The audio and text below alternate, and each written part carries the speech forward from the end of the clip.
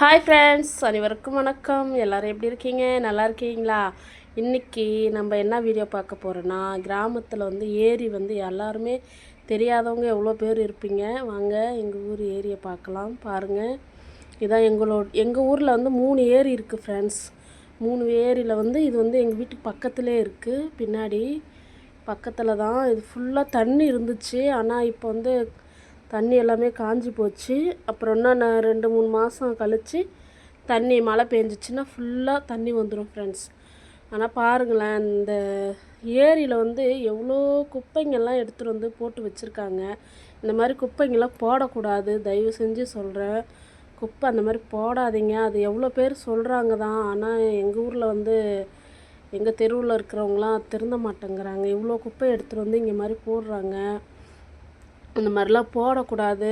அதெல்லாம் போகிறதுக்குனே ஒரு இடம் இருக்குது. அது யாருமே போயிட்டு அந்த இடத்துல போட மாட்டேங்கிறாங்க. இது நான் சொல்கிறேன் ஃப்ரெண்ட்ஸ்.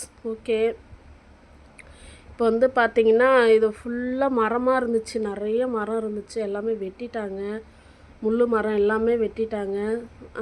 தண்ணி இருந்துச்சுன்னா சூப்பராக இருக்கும்.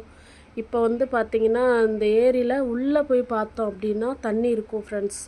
அந்த தண்ணியில் மீன் வளர்க்குறாங்க. மீன் பிடிச்சி விட்டுருக்காங்க. அது ஃபுல்லாக மீனாக இருக்கும். இன்னும் ஒரு 2 மாதத்தில் மழை பெய்யும். அதுக்கப்புறம் மீன் வளர்ந்துருச்சுன்னா நிறைய பேர் மீன் பிடிப்பாங்க.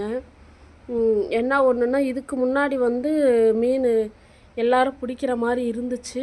இப்போ குத்தவிக்கு எடுத்திருக்காங்க. குத்தவின்னா என்ன அப்படின்னு சொல்லிட்டு தெரிஞ்சவங்க கமெண்ட் பாக்ஸில் கமெண்ட் பண்ணுங்கள். அப்படின்னா என்னான்னு பார்த்தீங்கன்னா, அது ஒரு ஏலம் எடுக்கிற மாதிரி தான். ஏரியை ஏலம் எடுத்து அவங்க மீன் குட்டி குட்டியாக வாங்கிட்டு போட்டு வளர்ப்பாங்க. வளர்த்து மீன் பிடிச்சி விற்பாங்க.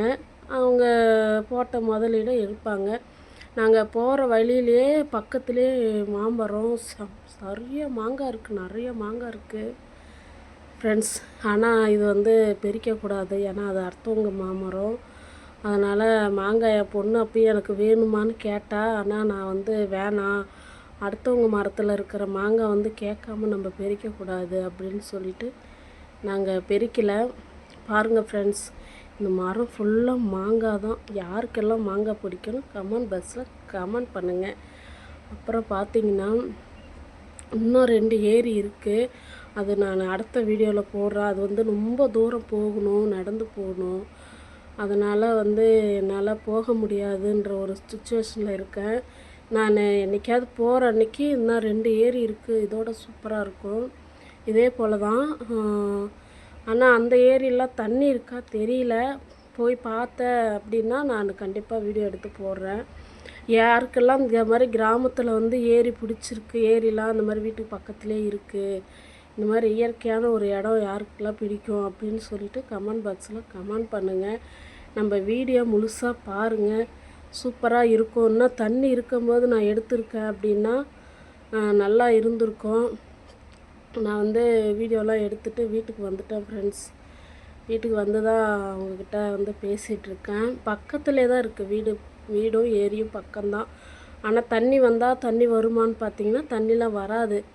ஏன்னா ஏரிக்கரை இருக்குது. அதனால் தண்ணி வரத்துக்கு வாய்ப்பு இல்லை. அந்த காலத்தில் அந்த மாதிரி வந்துச்சான், இப்போ வரத்துக்கு வாய்ப்பு இல்லை. ஓகே ஃப்ரெண்ட்ஸ், நம்ம வீடியோ பார்க்குறவங்க லைக் பண்ணுங்கள், சப்போர்ட் பண்ணுங்கள். ஓகே, பாய்.